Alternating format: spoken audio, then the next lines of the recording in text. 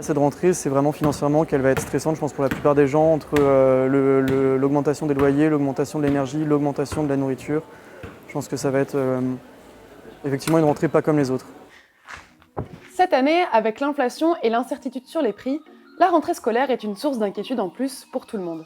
Pour les parents qui craignent des courses à grands frais et pour les étudiants qui sont souvent déjà très précaires.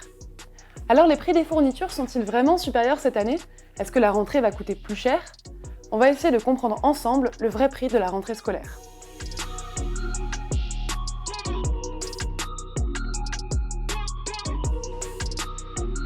Cette rentrée, pour les familles, est un petit budget, et ils s'affolent vraiment parce qu'ils ont peur, c'est de ne pas arriver à tout acheter par rapport aux demandes de leurs enfants ou des étudiants.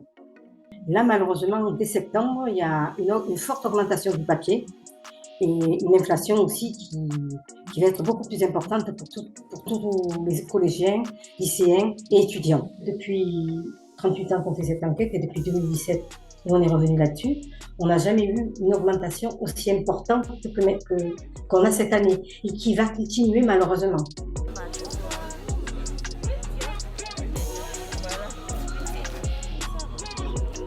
Le coût de cette rentrée sera supérieur de plus de 6% à la dernière rentrée.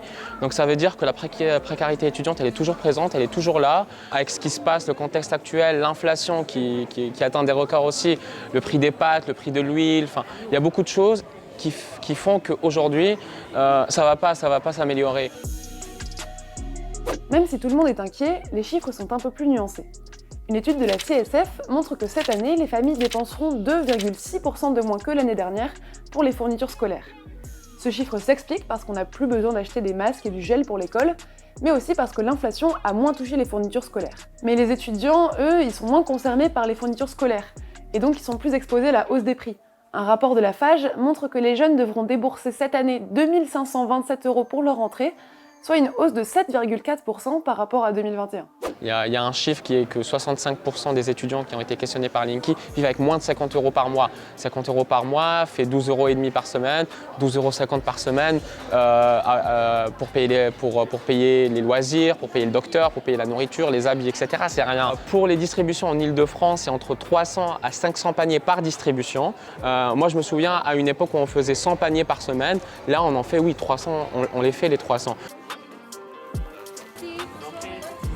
Le mois d'août, c'est un peu compliqué, mais je sais que c'est transitoire, mais par contre, ce qui est évident, c'est que la plupart des étudiants, ce ne sera pas du tout le cas entre les augmentations des frais d'électricité, l'augmentation de la nourriture, parce qu'il y a une nette différence qu'on voit depuis fin juillet sur le prix de la nourriture, où tout a pris 50 centimes, voire 1 €. Sans mon travail, je ne peux pas vivre, clairement. J'aurais à peine pu payer mon loyer, et pour manger, ça aurait été très très compliqué. Il te reste combien pour vivre, pour manger par exemple?